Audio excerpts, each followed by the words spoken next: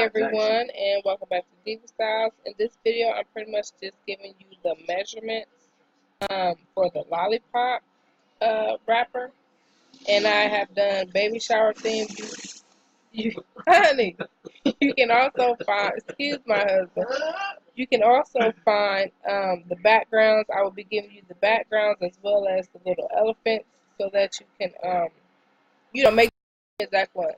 Okay, but for the smaller one, these are made up of like 2 squares that I did so that both sides could be equal. The measurements for the smaller one, the height is 2 by 9 and the width is, I said 2 by 9. The height is 2.9 and the width is 2.8. And once you get your front, you just copy it and paste it, and that's how I pretty much got the 2 halves.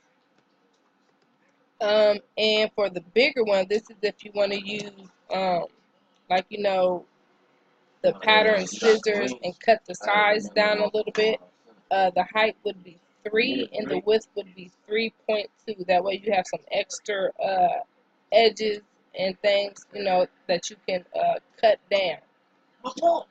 So those are the 2 measurements. If you have any questions about this or would like for me to do the round lollipop, just let me know.